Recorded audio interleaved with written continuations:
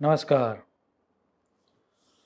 कुछ समय होता है जब उसके बारे में हम सोचते हैं या वह एस्ट्रोलॉजिकल कैलकुलेशन देखते हैं तो मन में ये प्रार्थना करने का मन होता है कि ये गलत हो जाए तो अच्छा है। इतने चौंकाने वाले, इतने डराने वाले कुछ कॉम्बिनेशन आने वाले समय में होने वाले हैं। शास्त्र के द्वारा जो नेगेटिविटी सूत्र दिए गए हैं या श्लोक दिए गए हैं, वह कैसे मिनिमम हमको डैमेज करे, क्या-क्या हम उपाय करें, उसके बारे में हम डिटेल में इस वीडियो में बात करेंगे। ये जो कॉम्बिनेशन है, वह कॉम्बिनेशन हो रहा है 29 मार्च 2025 से लेकर 18 मई 2025 तक। सर्वप्रथम तो 29 मार्च को सूर्य ग्रहण या सोलर एक्लिप्स होने जा रहा है और उसमें भी 4 और 5 प्लैनेट्स के साथ। अब इसकी नेगेटिविटी के बारे में तो हम एक सेपरेटली वीडियो में बात करेंगे, लेकिन ओवरऑल इसकी जो नेगेटिविटी है इस सूर्य ग्रहण की, वह 45 टू 90 डेज तक रहने वाली है। अब उसके तुरंत बाद नेक्स्ट डे 30 मार्च से चैत्र मास के साथ हिंदू नववर्ष शुरू हो रहा है और इस नववर्ष में या चैत्र मास में बहुत सारे नेगेटिव प्लानेटरी कॉम्बिनेशंस हो रहे हैं। सर्वप्रथम जो कॉम्बिनेशन शास्त्र में दिया गया है वह है खप्पर योग का, और उसके बारे में बात करते हुए नारद मुनि ने यह श्लोक दिया है। यस्मिन् वारेस्ति संक्रांति ही तत्रैव अमावसी तिथि ही लोके खप्पर योगो अयम जीव धान्यादि नाशकः। भडली वाक्य एवं परंपरागत दोहा में भी एक दोहा दिया गया है। जिन वारा रवि संक्रमे तीने अमावस होय, खप्पर हाथ लई जग भ्रमे भीखन घाले कोय।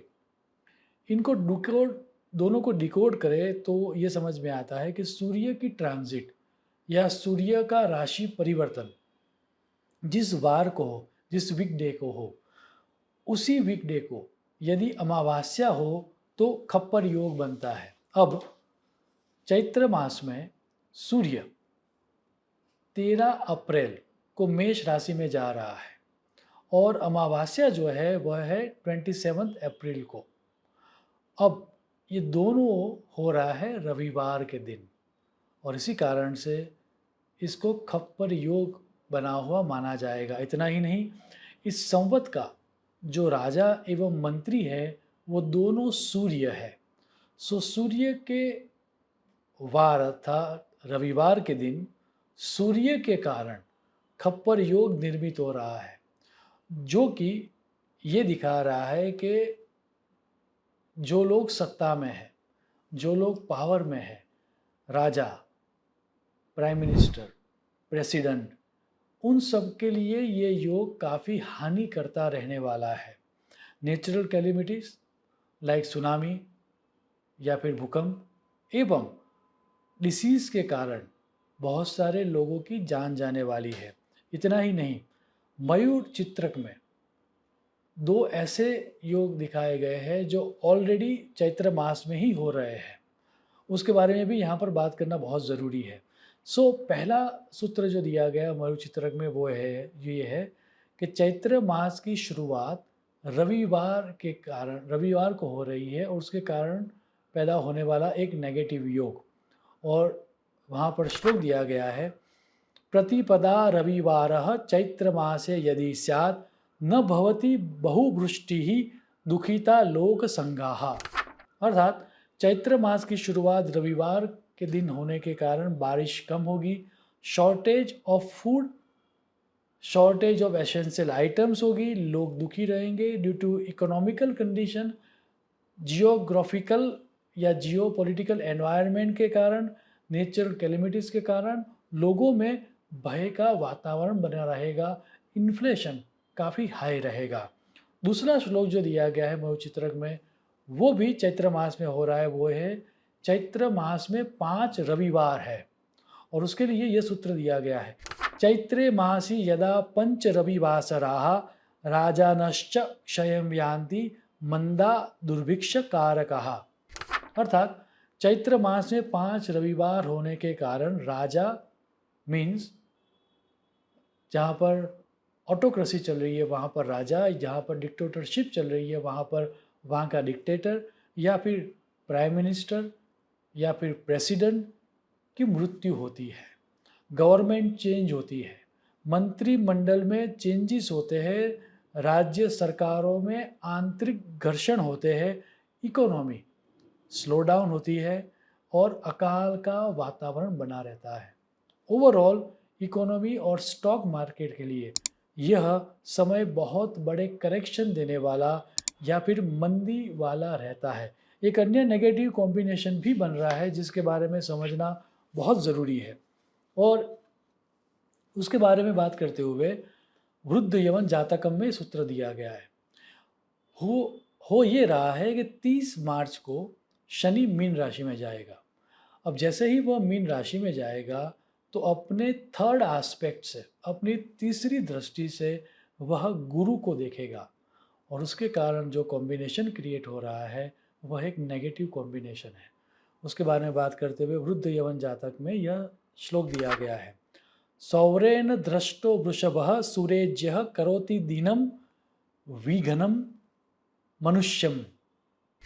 अर्थात दीनम और विधनम सूत्र को यदि डिकोड करें तो इस कॉम्बिनेशन के कारण धन हानि, बुद्धिहीनता, बात बात में ऑब्स्टेकल आते हैं।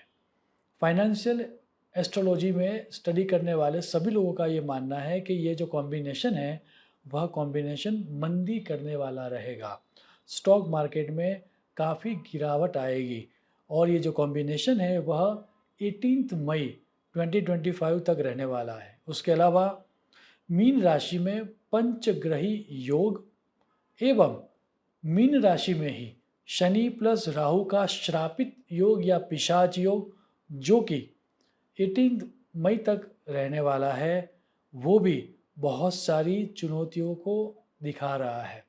सो ओवरऑल यदि हम देखें तो ये जो कॉम्बिनेशन है वह कॉम्बिनेशन पूरे विश्व के लिए बहुत ही नेगेटिव समाचार को लेने कर आ रहे हैं।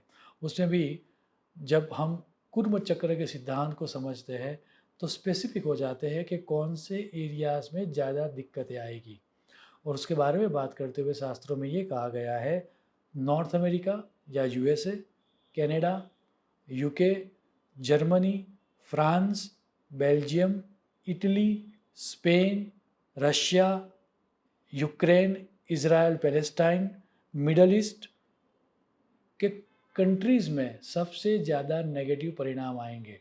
यदि मैं भारत देश की बात करूं तो दिल्ली, उत्तराखंड, कश्मीर, सिक्किम, बिहार, मणिपुर, राजस्थान, पंजाब और यूपी में सबसे ज़्यादा नेगेटिव परिणाम मिलने की संभावना है। अंत में याद रहे, जब भी खराब ग्रह होते हैं या जब भी ईश्वर चाहता है कि किसी व्यक्ति का खराब हो या फिर यूनिवर्स ऐसे कंस्पायर करता है कि किसी व्यक्ति का खराब हो या उसको सही लाइन पर लाने के लिए उसके साथ खराब हो, तो सबसे पहला काम खराब ग्रह ये करते हैं कि उस व्यक्ति की विवेक बुद्धि या कॉमन सेंस को डिस्ट्रॉय कर देते हैं। और उसके बारे में बात करते हुए गोस्वामी तुलसीदास जी ने रामचरितमानस में बड़ा प्यारा दोहा दिया है। जाको प्रभु दारुण दुख देही ताकि मति पहले हर लेही, जाको विधि पूर्ण सुख देही ताकि मति निर्मल कर देही। सो यदि हम हमारी मति या बुद्धि को सही रखेंगे तो यह समय जो है वह हमें मिनिमम डैमेज करेगा। इतना ही नहीं, सूर्य का मंत्र जाप करने से, सूर्य नमस्कार करने से एवं आदित्य हृदय स्तोत्रम का पाठ करने से भी लाभ होगा, ऐसा शास्त्रों में स्पष्ट कहा गया है। अंत में आने वाले इस चैलेंजिंग टाइम में हम हमारी बुद्धि या मति को निर्मल रख पाए, शुद्ध रख पाए, ताकि खराब ग्रहों की इफेक्ट हम सब पर मिनिमम हो, ऐसी ईश्वर को प्रार्थना करके मैं मेरी वाणी को विराम दूंगा। शुभम भवतु। प्रणाम।